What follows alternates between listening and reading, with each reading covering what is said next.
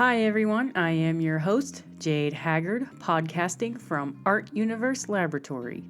Welcome to Artist Solace.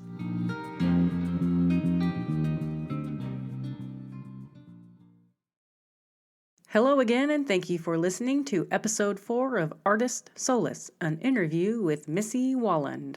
Missy resides in Indianapolis, Indiana, and is currently pursuing a career in acting. She grew up in Findlay, Ohio, but after high school moved to New York to attend the American Aacdemy of Dramatica Arts. The Aacdemy served as her primary experience as an actress, which was intense and rewarding.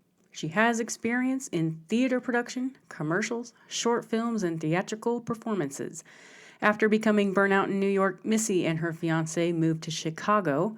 While in Chicago, she successfully and inadvertently got pregnant.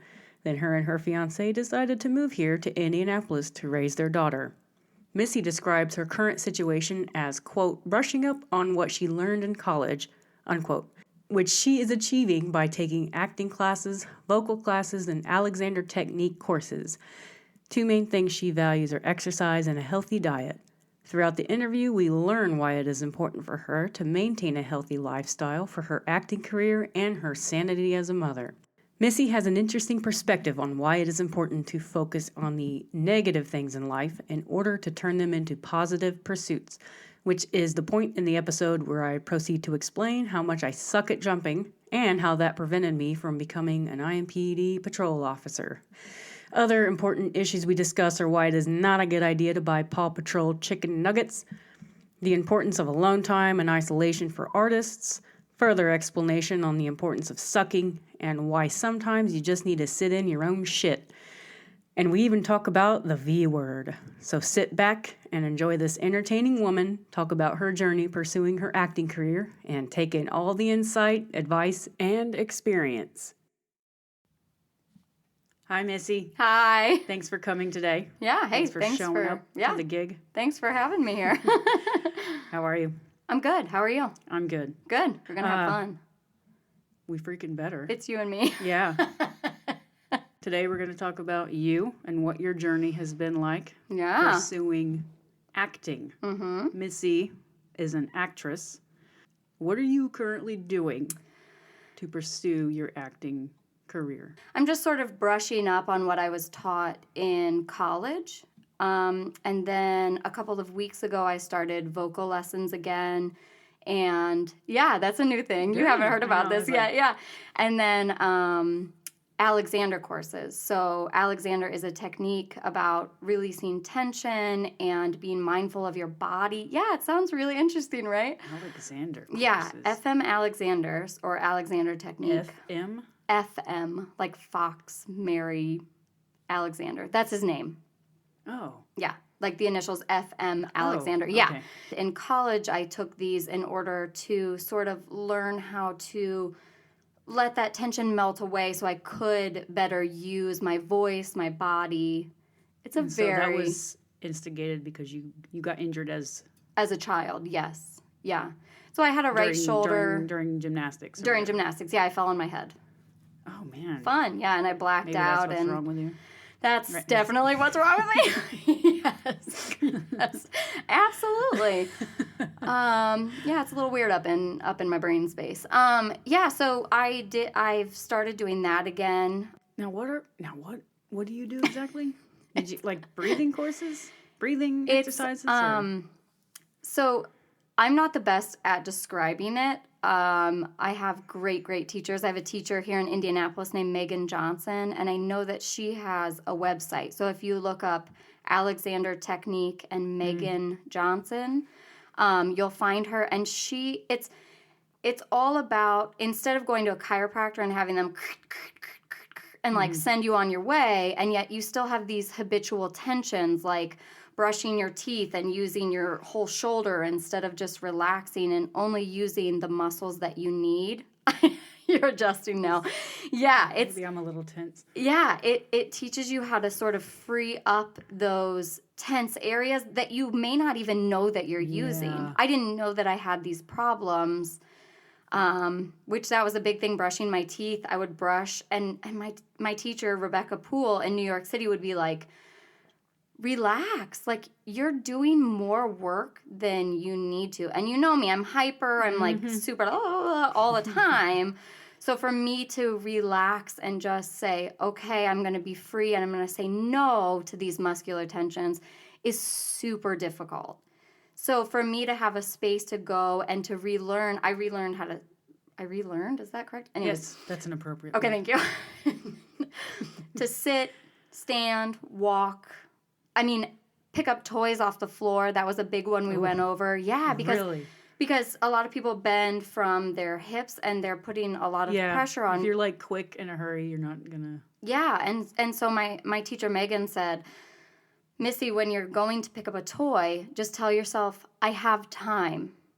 I have time, and you're a mom too. You understand this. I have 2 of those. Yes, I only have 1. I can't imagine 2 because you feel so stressed and so timed out. Like, you don't have enough time in the day. So for me to stop in my everyday and say, okay, just relax, take time for you, don't use those tensions because they're going to end up causing you pain. And they're going to make you less open and free, not only in my acting, but in my life.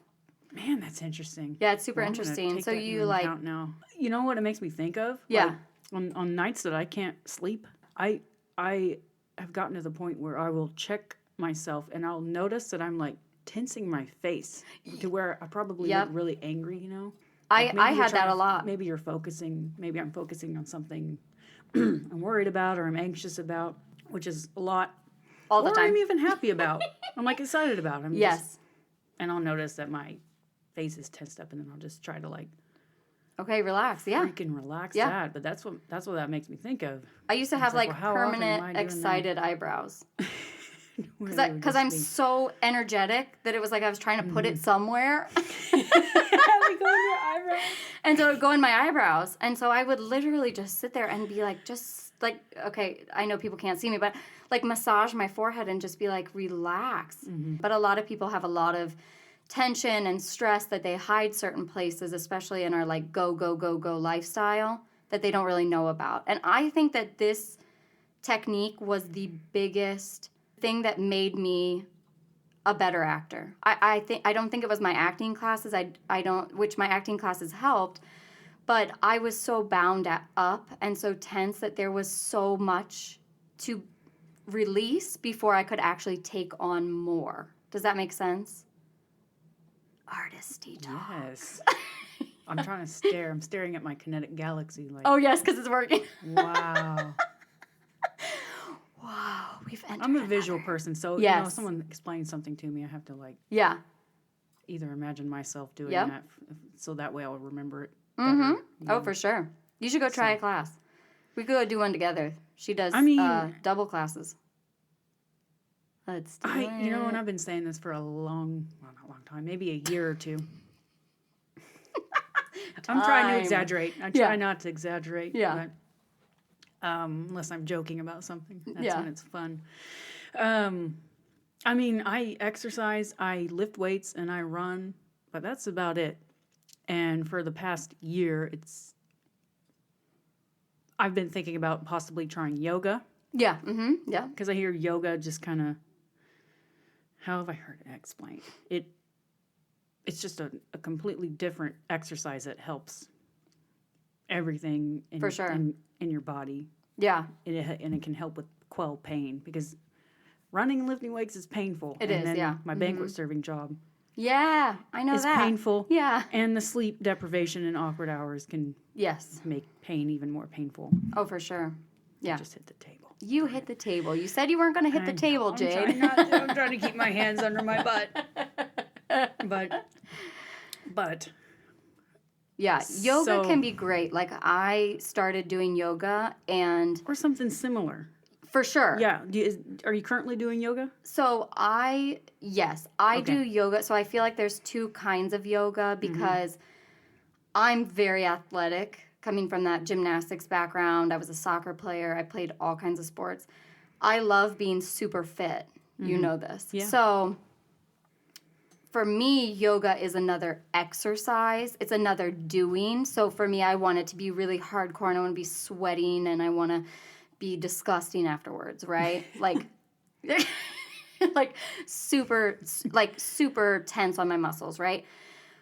There's also a kind of yoga. I'm not super into yoga, so I don't know what it's called. I know my fiance Will did it for a while, where it's more about relaxing and taking the time. But I tried that, and because I'm so about doing, and tensing, I was tensing even in like child's pose. My Alexander teacher had to teach me how to do child's pose in a relaxed state. I don't even know child's pose. Like throwing shit across the living room? Like, no. Is that like in the throwing state?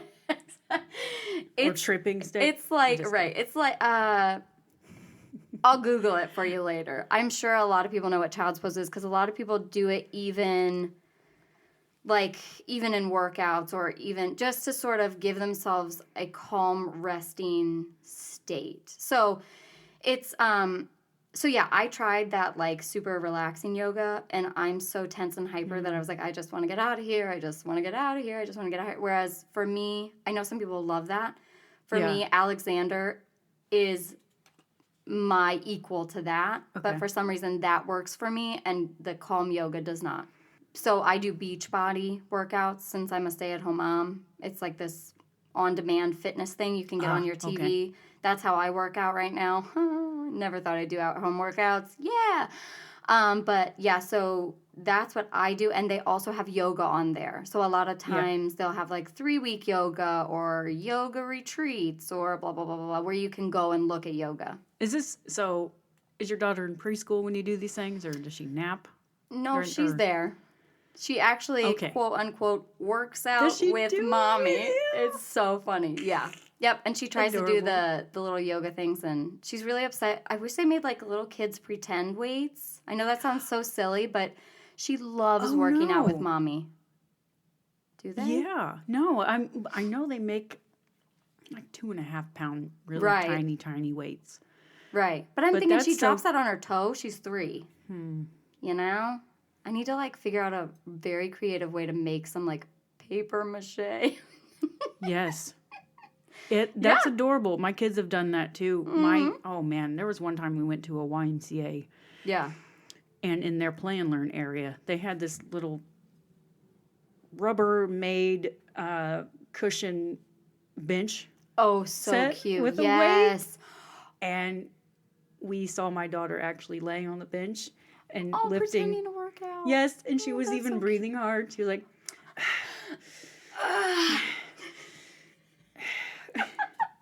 She does stuff like that all the time, and she'll see us exercise, and she likes to pretend like she's lifting weights and stretch too. Yeah. So that's cute. It's good. I mean, I grew up with a mom that did the at-home workout videos, and she hated to work out, but I feel like it still gave me a model of like, you need to be healthy. Well, do it. Yeah, do it even though you hate it. Yeah, and for me, it's not about being like super ripped. It's like, I want to be healthy. I want to be at my best. And I want her to grow up that way. So. Yeah, man. Yeah. I try to do it when she's awake. Sometimes I'm like, okay, thank God she's asleep. Let's go work out. Driving me nuts today. But I mean, if they're awake and they're at home, your just antenna is turned on. Yeah, exactly. There's no way you can really calm down if you know there's a little lives running around in your house. Mm-hmm. Oh, she likes to sit on me when I'm doing yoga poses. And I'm like, this really hurts. How old is she? 3. Yeah. I'm like, you can't climb on me when I'm doing yoga poses because that's just added weight. Like, not yet. Mom, don't need that. Yeah, exactly. So that's what you're doing now. So these Alexander technique, a little bit of yoga, and working out. So those are some meaningful things then too. Yeah, I was just leaving my workout because I'm a very active mom. So for a while, my workout was, okay, let's go to the park and just run around. But when I was in school full time, I was working out also because I feel like as an actor, being strong and being ready for whatever is thrown at you is, the best. Yeah, you kind of practice being in that anxious alert state, get your heart pumping, and practice your cardiovascular endurance and get that hyped up. And your endurance. Yeah. I mean, imagine doing a 2-hour show. Especially if you're nervous, man. You ever get that? You still get that adrenaline? Oh, yeah. Well, and I'm sure that after, like... no one hears it, and you just look calm as hell. Exactly. And I'm sure after 7 years, my first time stepping back on stage, there will be some nerves. So you haven't stepped on, like, a real stage yet? No, and really because in New York, I had a manager who sent me out for commercials and TV and film and all of these things. I was doing theater maybe once a year. I'd do a show, and it was for free. Like, I didn't get paid for it, which I don't advise if you've been to school and you're considered a professional to do free work.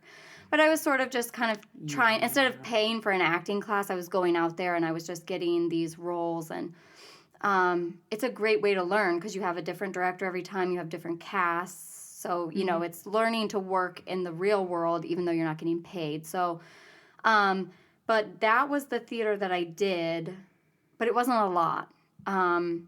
I was getting paid to do commercials, and then I did a film. And so, I mean, I haven't stepped on a professional stage. You know what I'm saying?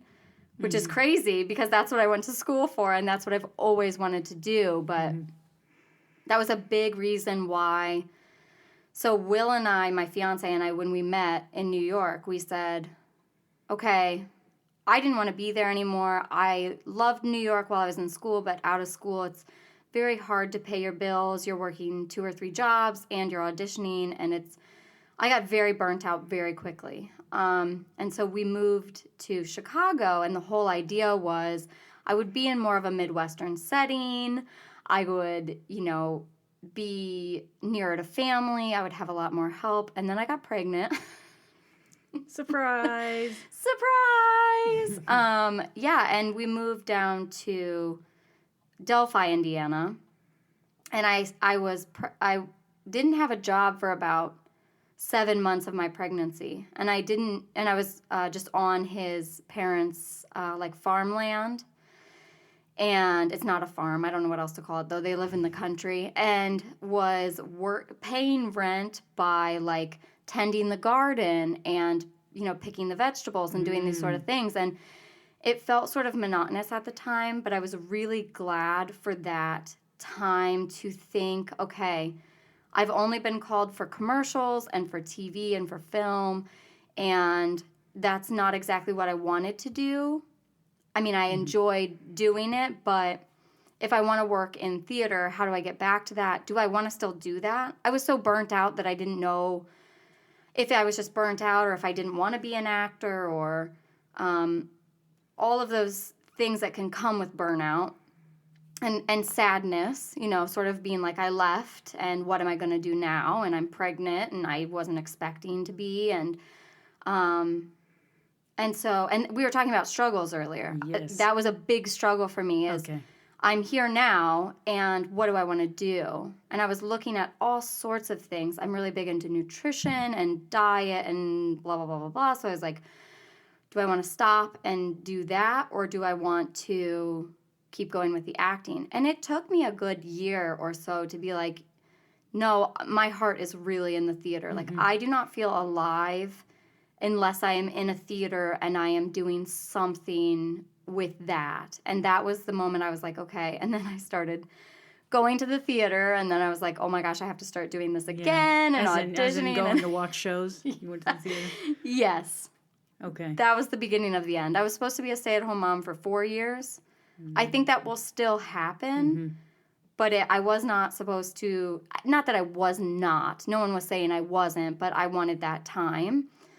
But now I'm doing this class every Monday. I'm doing Alexander. I'm working at the JW with you to make money as, you know, as a server, and just because I'm like, I have the bug again. I've got to go and I've got to do it. You know, like, I'm sure you understand this. Like, I just have to. Yes, and it also, you know, I can relate because I'm a woman too, and I've bared. What would be the past tense? I have no idea. I born children. There's children. They've come I into the have had world 2 children from me. Yes. back to back. Yeah. And both were unexpected. Yeah. Isn't that crazy? It, Even when you think you're taking precautions, sometimes you don't. And as a woman, you have it's to be just a aware of lot. that. We're just bound down more, like Agreed. especially for the gestation period, and then Yeah. afterwards you need that bonding time with them, and you Yeah. need it, and it's hard to kind of just say, okay, I'm gonna stay Yeah. at home for a year and not do anything else. Like, Yeah. that's tough because you're kind of literally bound to your house, and if you're Oh, not, for sure.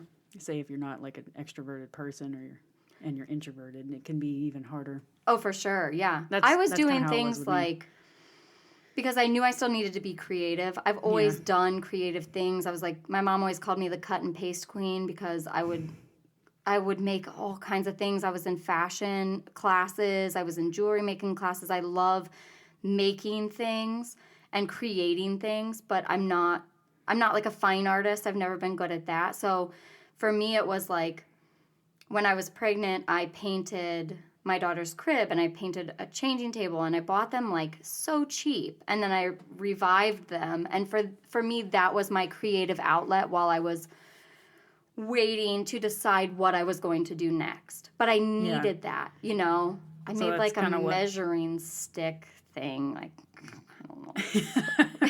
It's so goofy now, but So that's kind of what you did to help, like, just push through that yeah. time. Yeah, and it's such a blessing to stay home. I don't want it to seem like it's all bad, because I have watched her grow, and Yeah. that's nothing that I will ever get back. And I'm only having one child, so it's really, this is it. Like, Yeah. and I'm glad Your that eggs are I've kind of in one basket, so to speak. literally one basket. Yes. I'm not an angry person. I'm not a negative person, but I will find myself retreating into this negative hole. And for me, this last, since August when I had my audition and trying to find classes and starting classes and all of that, I don't find the hole. I'm not in the hole. I'm never in the hole. It's almost like that me retreating to that negativity was me sort of bottling up all of this energy that needed to come out. Mm-hmm.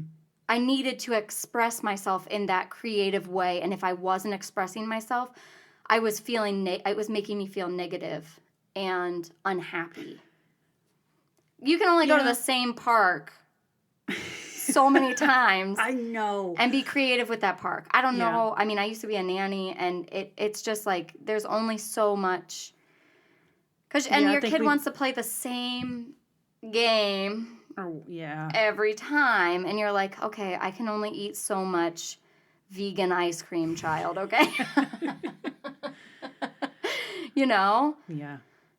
So it has been so good I'm in the theater like 2 days a week now, sometimes one day, and just being with like-minded people and something that stimulates you. yeah, having something creative, being stimulated, being able to get that energy out, that creative energy. If it gets bottled up, it's fierce. It is fierce. Turns you into a monster. It does. I turn into a monster. I do too. Yep. Mm-hmm. So I just keep, it's hard because you're going from, okay, every day I'm at home, and I'm the kind of mom, I'm like super into health, obviously. So I make 3 meals a day. Now I'm having to sort of give that up, which is hard for me. Mm-hmm. Like last night we had fake mac and cheese, and I was like, okay, do I really feel this great about putting this into my child's body? No, but there's broccoli on the side, so let's just give it up as a win. I'm going to go to my class. Make a sacrifice. Yep. Every now and then. Yep. Every now and then I give my kids chicken nuggets. I don't like it. That was George's decision. I'm going to blame that on him for introducing chicken nuggets to our children. I'm so glad we can't Friday, have chicken nuggets because I can just put those in the oven. Yes. I'm I so can glad eat we like don't do a that few. because I used to be obsessed with chicken nuggets. Mm-hmm. And so I know if I gave those to her, that would be an end game. End game. What do you want? Chicken nuggets. What do you want? Chicken nuggets. Yeah. They're delicious. I know, yeah. And addicting. Except for the Paw Patrol chicken nuggets. Those suck. Don't ever buy those. Okay. If you ever do. We made Nothing on Paw Patrol. I know, mistake. Maybe 3 weeks ago. I apologized to my children for buying those and making them. Yeah. Because they were so bad. Sometimes you have to do that as like, a I'm mom. sorry, I'm like, kids. I'm so sorry for this dinner. Just eat it. Be grateful we have effing food. Okay, guys? Because... Mm-hmm. So your theater classes you're taking Yes. once a week. Mm-hmm. Yeah. Now, how does that go down? Or explain what you do there. So it's a Meisner base. So we're not very What's far. Meisner? Meisner Base. is a... Explain this to me. Okay, so Meisner is a technique by Sanford Meisner. And I'm new to it. I'm newer to it. I did it in college, and I never knew there were techniques with acting. there are, I just yes, learned there's something. a lot of techniques. So I used to be what I would call like a physical actor. Like if I needed to cry, I could cry on cue because I know physically what the body goes through in order to produce tears and find an emotion. And that's what I based my sort of technique on. There's more to it, but there's a lot of techniques. There's Laban technique. I think that's what it's called. I studied that like 11 years ago. Laban? So don't quote me on that. Okay. That could be the wrong thing. I won't mention that. That could be the wrong thing. But it's something like that. There's, physical, there's Meisner. Most people root themselves in Meisner, especially nowadays, because everything is so realistic that you see. Unless you're seeing like classical plays or like Are you talking, are you referring to classical means of acting as in? like Shakespeare, classical, heightened text. And you say that there's a lot of classical going on now? No, I'm saying that right now, if you're acting classically, then you will use a different technique than Meisner, because Meisner is more that like, when you go to see a classical play, everything seems like super heightened and I don't even know how to describe that. It's just a different More feeling. exaggerated, maybe? Yeah, I think that's a good way to describe it. Just as Okay. because I'm not good at describing that, but Meisner is a more realistic approach, and it's more truthful. It's more honest. It's two people reacting off of each other in an honest and truthful way, using their own selves and their own emotions, and really getting to a place because you're working with someone and you're both sort of working together. It's very hard to describe. I see it as but it's like being a way to method. connect with people. Yes, And connecting there can with be levels people. of doing that really good or really bad. Yes. We were even talking in class yesterday about how some actors will like look at your hairline and act at you, and they're literally acting at you. And maybe that's how people feel when I'm being physical. I don't know. But instead of doing something where you're not connecting at all, you're literally connecting with each other, and you're dealing with each other, and you're opening up to each other, and you're trusting yourself to just be there and be open and feel your way through what's happening with the other person. Mm-hmm. It's almost like making it about the other person, right? They call it the pinch ouch. So if I pinch you, your reaction is going to be ouch, right? If you're doing probably it the right not way. that not dramatic. Ouch. But it's, it's this like, okay, you're giving me this, and so from your reaction, this is what I'm giving you back. And it's not thinking about it. It's just trusting yourself to understand how you can relate to each other. I hope I'm not like so befuddling this, but that's my take on it so far. It's really hard for people who are thinkers, and more than one time in this interview, I've said I'm very hyper. I'm very much a thinker. I want to put everything into a nice, neat little organized box, and for Meisner, that's hard because you have to let yourself go. You have to trust yourself. You can't be trying to steer. You have to go with the flow. You just have to go with the flow, yeah. And so when I did it in college, I'm so sorry to all of my teachers in college. She's apologizing to you all right yes, now. I'm so sorry. 10 years later. I'm so sorry, right? But it made no sense to me, and that's why I'm still like, I really don't want to be the person advising anyone on what this is. Like, go look into Meisner yourself. But this time I'm actually getting it. It's like 10 years later, it's like, bing, got it, okay, fine. And I'm able to open up and trust. I'm still in my head sometimes. I'm still thinking about what's going on sometimes, but being able to be like, okay, I am thinking, I am in my head. Now I'm just going to let that go and make it about the other person again and trust just whatever I've got to be okay. Man, this sounds intense. It's very intense. It's very intense. It is, yeah. Well, and sometimes I feel like especially with this Meisner thing that I did in the past, and I thought, I'm never going to do this. I don't understand this, et cetera, is, I maybe I did climb that mountain and maybe I did get better.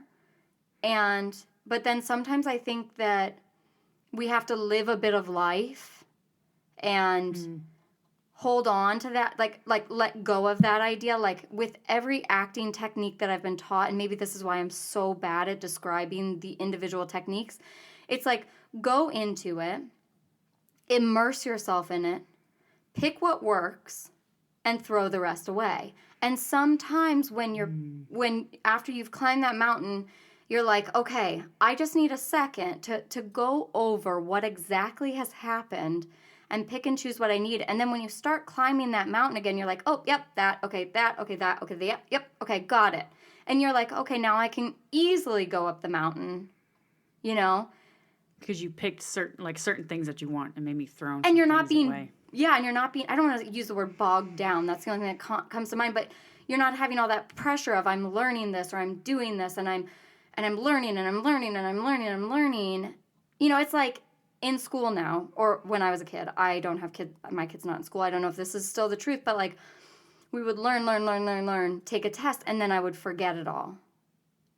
And then I found in acting sometimes, like if we're doing a period piece, I go back and we'll relearn that stuff.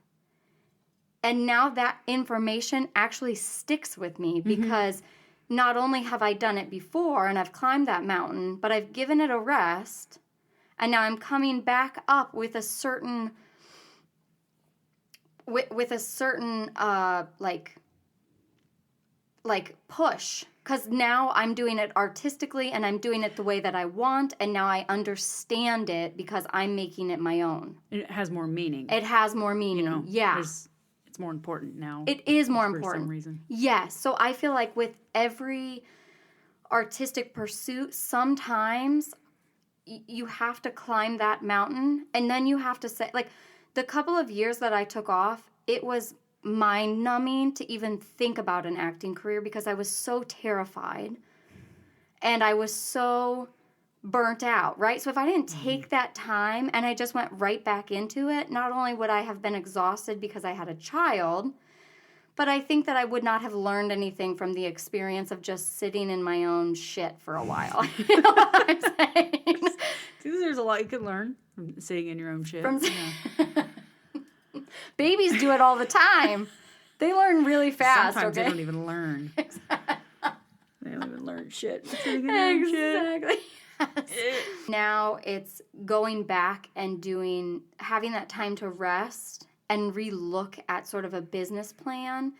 It's become, okay, let's start from the ground up. Let's not make this something I have to do right now because I have a manager, because I have to go to an audition next week, because I've done this, that. Right now, I'm a stay-at-home mom, which is it's the hardest job I've ever done. But when I have that hour to myself at night, literally only an hour to myself at night, I can just leisurely think about, okay, what is my strategy? What is my business plan? What am I going to take into this? How do I want to do this? Because there's so many ways that you can do it. And So you're saying you set aside like that hour just to think about it, so that way you don't get so distracted during the day and oh, for maybe sure. resentful and moody. Yeah. And Man, it's that's good also advice. like it's always great to have new material. So when my daughter's in preschool, I go, and that's 2 days a week for 3 hours. I go sit at Starbucks, which I hate. I don't like Starbucks. We need a really good like mom and pop coffee shop in Hendricks County in Indiana. Just throwing that idea out there if anyone wants to open a coffee shop. But it's so I go and I sit there, and for 3 hours Well, why do you I read hate plays. Starbucks? I would like to go to a mom and pop shop and put my money towards people who are working. You know, I feel like Starbucks has dominated the game, and that their coffee's not the best coffee out there. Yeah. Nothing on Starbucks. Thank you for letting me sit in your store. I always have I always want to take a nap after I drink one of their coffees or frappuccinos. Oh, and like there's I have a diabetic attack. Yes. I got a nap on my. And I only drink black coffee, but they have so much caffeine in their coffee, so I get the tiniest cup that they will give me. And the lady's like, "Are you sure?" And I'm like, for a midget. "Yeah, can you just add a little water to it too?" Which makes it taste bad, but at least not. I'm not like surprised they don't have something. they have a short. By the way, like everyone they have a little short. Shop. Starbucks has A short option. So tall is shorter, or tall is taller than short.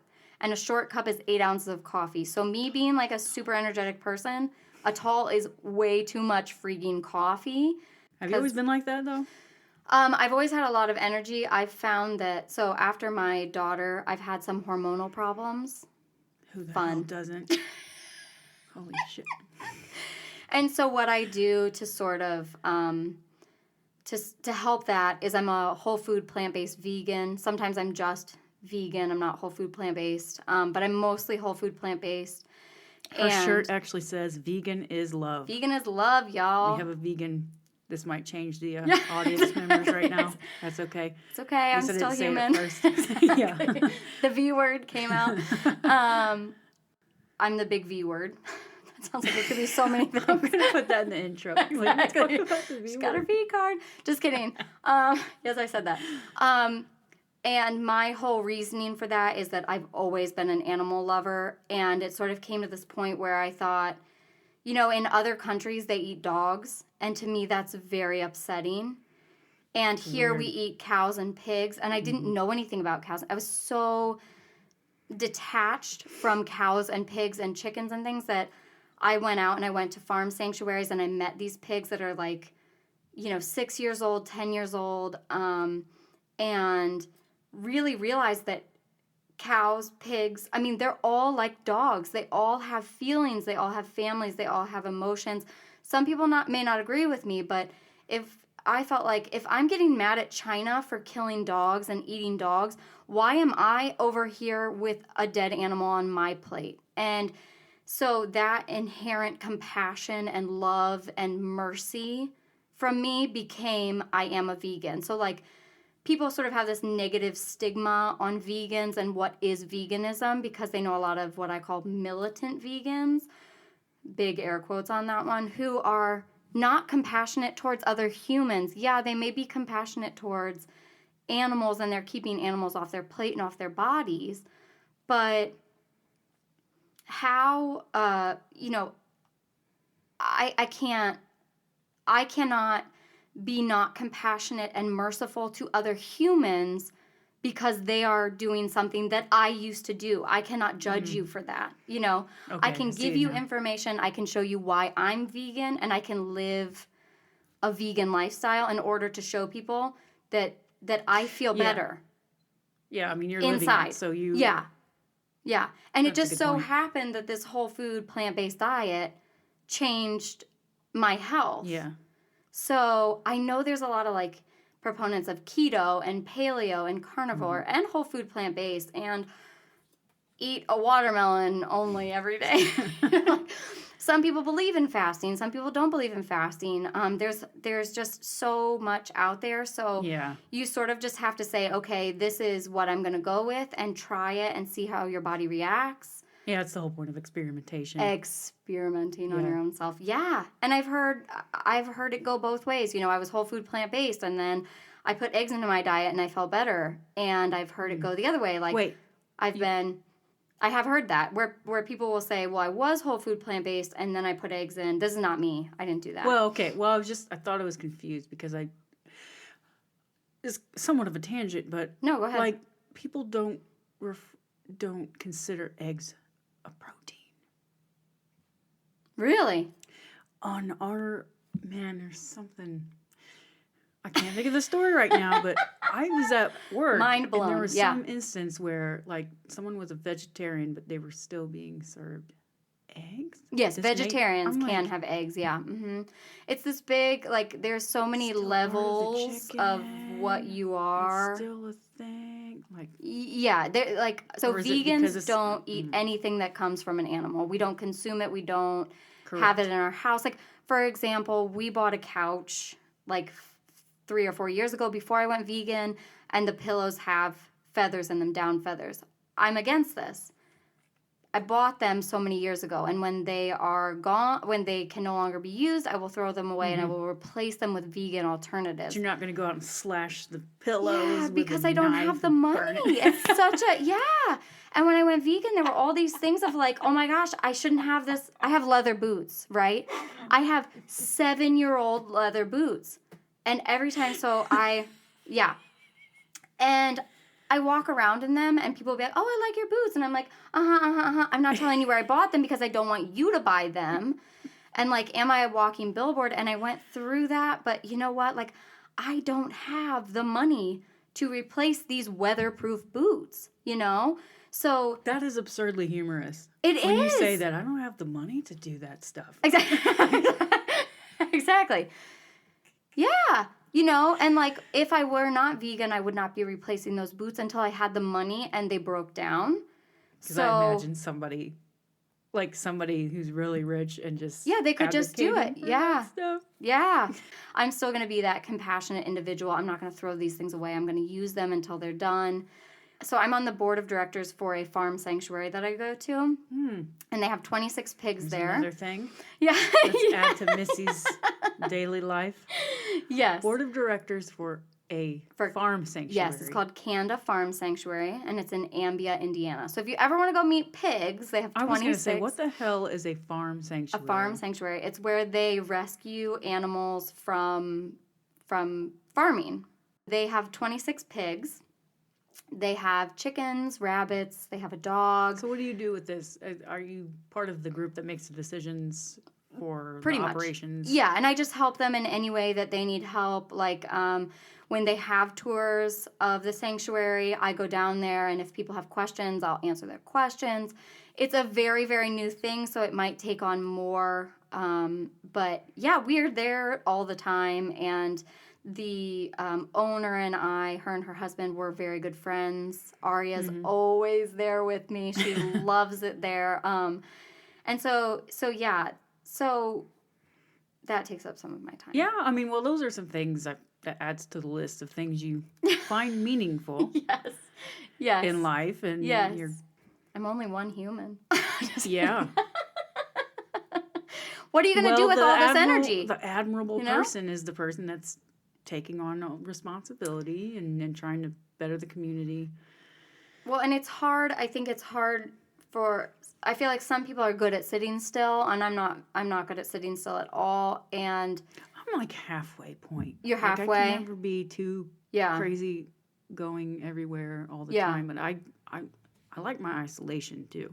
Oh, like, yes. I could like spend a week by myself not talking to anybody. Perfectly fine. Like I went That's to New York. fiance. I went to New York by myself, and I was perfectly fine just by myself. Yeah. And I think one person talked to me and complimented on my hair, and that was about it. Now, I actually met my cousin I'm out there with one myself. time, but I feel like artists, we need our alone time just to sort of regenerate. Well, do you know what I mean? And it's a good to just get away from the real world in a sense. Like, that's why I like running. Like, I'm going to go run in the cemetery after this for maybe an hour and run around in nature. Yep. And just be in complete isolation and just, you can kind of imagine. it's good for your imagination because then you can imagine yourself achieving the things that you want to achieve, regardless of how absurd they are. Like you can for see yourself, sure. think about what kind of goals you want, and Yeah. Plus, I feel it's really important to be close to nature. I grew up around nature. dude, it's Yeah. you learn a lot from it too. Like even though you might not realize it, there's this kind of connection that Yep. goes on, especially if you're doing something like running, and you're around in a cemetery. That's a Yeah. whole nother level to kind of the Yeah. humbleness and vulnerability of life. Oh, for And, sure, because this is life. It's going like- to end. So what am I doing today? you see pictures of babies that have passed away. It's like, oh God, man, why am Yeah. I Yeah. complaining? It helps a little bit, you know. I still for think sure. I need some help in some areas, but Will and I There's used to just run this- through a cemetery in New York, and it's such a humbling experience, and Yeah. you're around nature because there tend to be a lot more flowers and trees in cemeteries and things like that. So you're sort of taking that breath of fresh air Yeah. while looking at your own That's humanity. funny.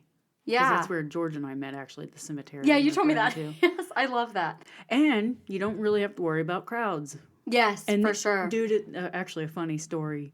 I was running in there maybe a month ago, and actually, one of our coworkers from the JW runs with me at least once a week there. Yeah. And she was there with me, and there was a group of people there. I don't know what they were doing. They had some kind of paper in their hand and like a pencil. I don't know, maybe some kind of scavenger hunt, but Yeah. it was so funny because it was true. I turned to her and I'm like, man, I'm actually paranoid now. There's lots of people out here. I'm not even worried about the dead people. It's like, what are these people doing here? Exactly. creeping me out. There's live people here. Go It's away. creepy. Yeah, exactly. This is my spot. But Go away. that's kind of that's my go-to spot. Yeah.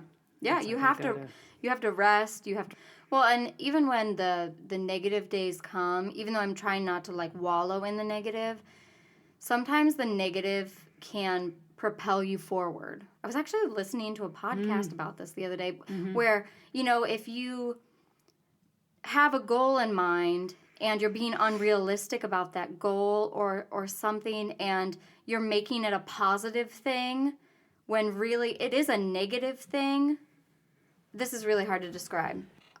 Say I want to change my body, right? Like Yeah. I want to get really fit. I want to see what I can do at 30. So if I'm looking at my body and not taking in the negatives before I start, there's not going to be any positive change because I'm not sitting there thinking, okay, what are the negatives? What do What are I your need to change? limitations? Or what do I think my limitations are? And how can I exceed them? So making a negative a positive thing. There's a whole podcast on it.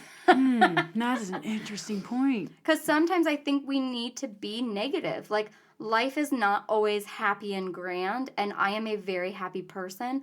But sometimes you need to come home and just be like, oh my God, I went through some shit today, and like, what happened?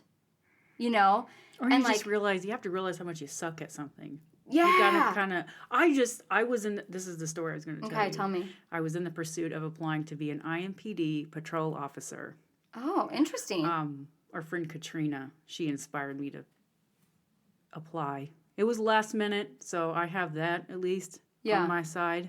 Of course, I made it through the preliminary application. That's just a question Right. answer resume, Yeah, etc. yeah. And so on Friday, I went to the police academy and took a written test for 2.5 hours, which I enjoyed. Yeah, yeah. I thought I did pretty good on that because I can read and think and write, right? Yes. I should be great at this job. Yeah, yeah. Then we did the physical fitness test. So I would consider myself a fit person. Yes. Right.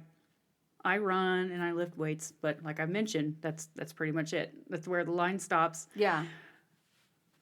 I didn't even get to pass the damn vertical jump. The very first test. You're supposed to jump at least 13.5 feet off the ground relative to your height.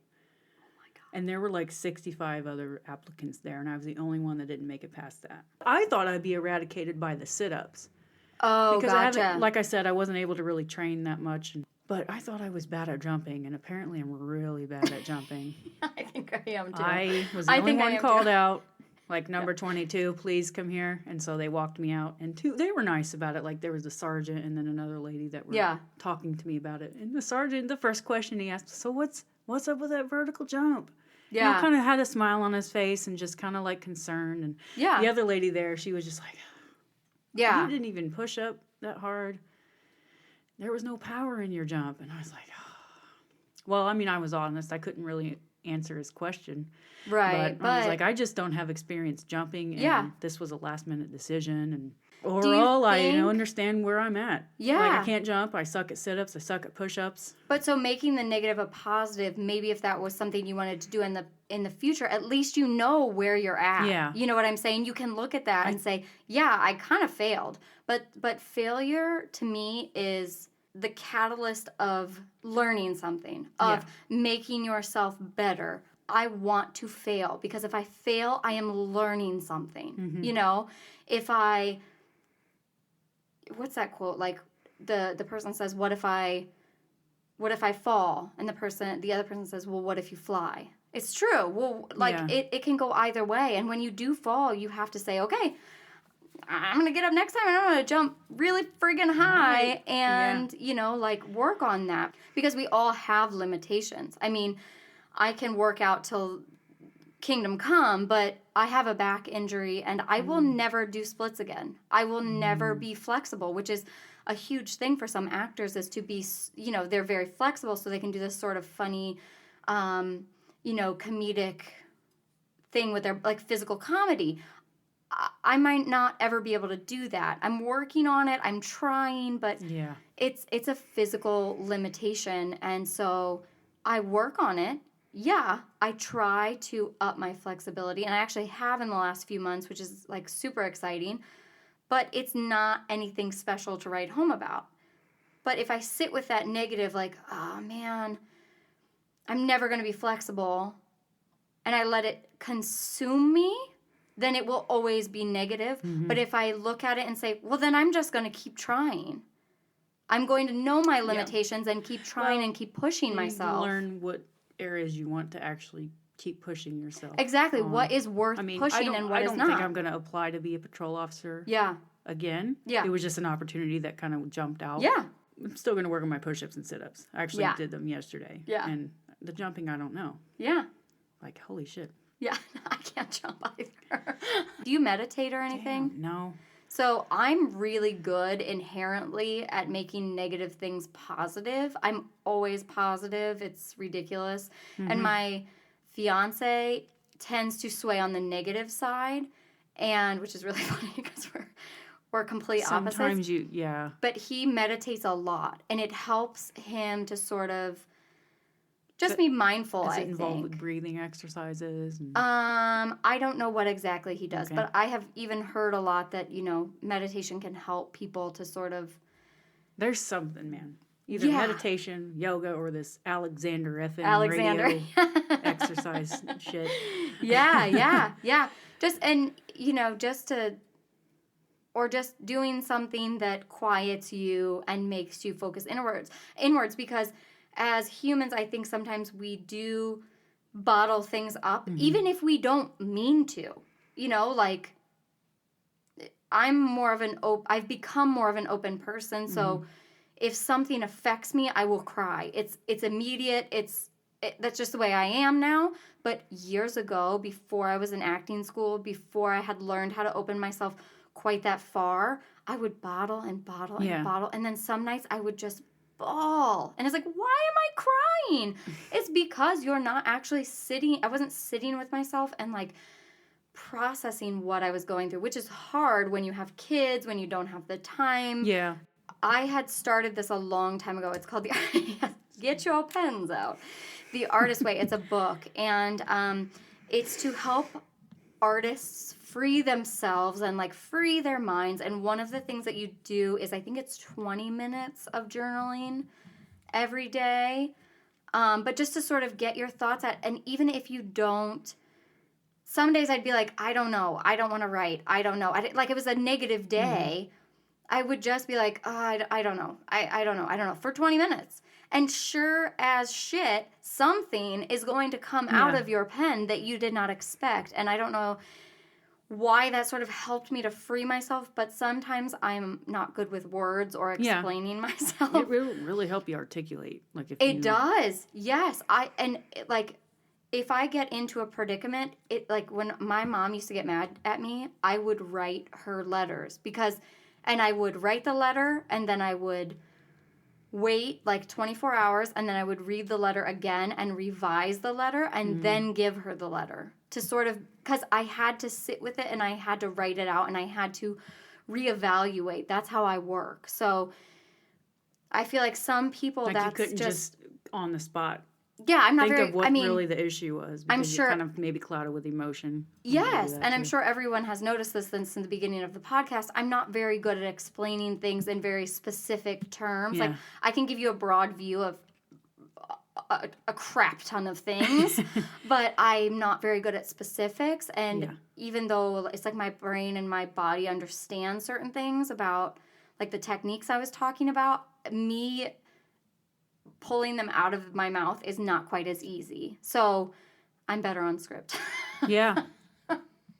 You're better acting it out. I'm better In a at, like, monologue. give me some words and I'll do it, okay?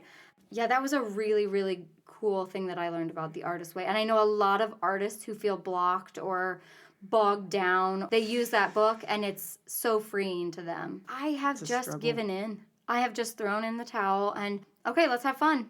You know, like, we're at work. I don't even care. Let's just have fun, because I'm around very practical people all day. And at first, I will admit, I tried to be just, like, practical and fit in. I feel like I'm more able to be myself because I have that energy again, and I can kind of be silly. And now, Especially with a daughter. I mean, gosh. Who better to be silly around than your own children? It's amazing. people have been like, you guys are so weird. I'm like, yeah, but we're having fun. Oh, yeah. So, like, who cares? Yes, and my daughter will be a weirdo. I'm for sure about it. She's named after Arya in Game of Thrones. Never seen that. No. Oh. Well, I just don't you make need time to- Yeah, for TV, for TV. I guess. See, I love TV. Because I'm a whirlwind that's like of chaos otherwise. And like, you know, my healthy lifestyle. I read books about the death of the Jews and the Soviet Union right here. Oh my gosh, I love that though. Oh, yeah. Well, that's been an I mean, I interesting- love that you're like you like that, like, learning and really getting and into. keeping, Yeah. I love books, but there's something about TV that captivates me. If I could say anything to sort of end what all the crazy nonsense that I've been speaking is, you know, I feel like if you think that you are an artist and you think that you want to do it professionally, no, it is tough. It is tough. It is, especially acting can be so expensive. I mean, I am paying for college, and yet I'm also paying to take classes. And I think that it has to be a constant thing to constantly grow. So it is going to take money. You need to find a way to do that doesn't kill you. Because I have done it where it has literally broken me. But if it is worth it, no, it's going to be a tough road, number one. It could quite potentially be a very expensive road, but if that is what you are made to do, that $90,000 of college debt plus whatever you're racking up right now is mind-numbing, but it also is nothing that you would ever take back. I had the greatest college experience, and I'm having the greatest experiences now. And hopefully very soon in the future, I will be working and able to pay for expenses a little more easily. But if you find that it fills your soul and it makes you more whole, do it. Yeah. Do it. Find a way to do it, whatever you have to do, because that's going to make you a good human. You're not going to be the monster that's sitting in that dark hole. You know, every now and then you got to go in the hole. Every now, especially when you have kids. Gotta be the monster. Oh, God, yeah. I'm a man. Yes, I have my days. I do. Kids see the worst of us. They do. Yeah. I had a college professor when I went to Heron. He said that a few times throughout the semester, that kids bring the best and the worst out in you. And that was prior to me having children. Yeah. So, and I understand that now. Yeah, well, and they I was reading an audition book that said, if you ever want to see someone go, like, you know, theater is very dramatic. If you ever want to see someone go from, like, absolutely hating something to absolutely loving and adoring something, watch a mother with their child, because one minute they're like, oh my God, would you just get your shoes on? I need you to go, blah, blah, blah, blah. Oh my gosh, look how cute you are. In your shoes that your took you 30 minutes to get on. I wanted to hit you a second ago, but now I love you. It can be a struggle. I mean, I feel like a lot of people look at the good in it and like, oh, this is how far I've come. But like we were talking, a lot of people talk about their successes, and that is really what has built them to be where they're at. And for me, it has been quite the opposite. It is these struggles, what I have gone through, how many hurdles I've had to cross. I have struggled. But am I going to let that drag me down? Am I going to hold on to that? Or am I going to let it go and just be like, nope, today I'm gonna fly, right? I'm not going to fall. I'm going to fly in this moment. And this is coming from someone who hasn't had an acting job in 7 or more years, right? So right now it's really hard for me to see, and I had a really bad audition in August because it was my first in 7 years. And I could have chosen to wallow in that, but instead I saw it as, okay, like, you know where you are. So I'm going to get back in my lane and try to train a little bit better. Yeah, I got to train a little bit better. I've got to get a little bit better. I've got to really think things through. The theater that I auditioned for in August is actually the theater that I auditioned for to get into the class that I'm in. Same people. So same auditors. So in order to get to go into the second audition, I knew that I was going to be confronting the same people who I had just basically shat in front of previously. So, you know, what am I going to do with that? Am I just not going to go to the audition and not do the class and in 2 years be like, oh my God, why didn't I do that freaking class? Because now I'm 2 years behind. No. Walk in and fail. Walk in and be willing to fail 5 freaking times. Willing to fail. And it's nerve-wracking. You go into it willingly. You got to be brave and then... Yeah. And so I feel like some of the best things that we do in life, we are, you know, they just say, go in and just go do something, right? Just go and try something new. Go audition for something new. Go, you know, go do something, because... I've heard Dr. Peterson kind of summarize it. He'll say, stumble around stupidly at first. You're gonna be really bad at it. You're gonna do it badly at first. Exactly. It's like, oh God, thank you. Be You're gonna stupid. stumble around stupidly. Yeah. But be it's better than not having done anything at all. Than not doing it. Because most people will regret what they haven't done. Not doing it. And they're like, oh man, and I just regret this and I regret that and blah, blah, blah, blah, blah. I regret nothing. I have done some really crazy things just for the sake of doing it. And I have failed and I have fallen on my face, but I'm so glad I did it because I have some really funny stories about things that have happened. And I've done some really stupid things that are just funny now. You know, you just have to go out and you just have to try. And, you know, most people don't see people's fails. And also, it takes time for anything. One of the things I posted the other day was a picture of this plant-based bodybuilder. His name's Nimai Delgado. He's a beautiful man. And he showed his 2-year versus his 9 years of his body transformation. And I posted it to say, this took 9 years, right? You cannot go into a 21-day fixed workout or a 80-day workout or a this or that thing and expect your body to go from 0 to 100. And I'm sure that he failed a lot. I'm sure that he went through things and was like, okay, well now I'm, you know, he was vegetarian and then he took out whey and he took out, you know, all the animal products and now he's vegan and plant-based. And there had to be a learning curve. That is my whole strategy now is I am giving myself 2 years in a class and maybe I'll audition in the meantime, but I'm giving myself some time to like set myself up and fail and fail and fail and fail before I'm actually like, okay, I'm ready. It's a hard thing because we want it now. The idea of the instant gratification versus delaying gratification. Yes. And when you delay gratification, you will more likely be successful. And better things will come to you because you have taken the time and you have learned the lessons of what those years are teaching you. to go from 0 to 100 very quickly, you're not going to learn much, and you're probably going to fall down on your ass afterwards, because now you're like, okay, I'm at 100, and now I'm failing. Right. You're going back down to like 90, 80. Yeah, 70, you're going to, 60, yeah. So you might as well just fail in the first place. You know what I'm saying? Yeah. Suck at first, people. We got to suck. Just suck it up. Suck it. Stumble around stupidly. Get your mouth off my microphone, please. And my back, my too close. Don't say that. And then you're like slowly getting closer to the microphone. Sorry, people.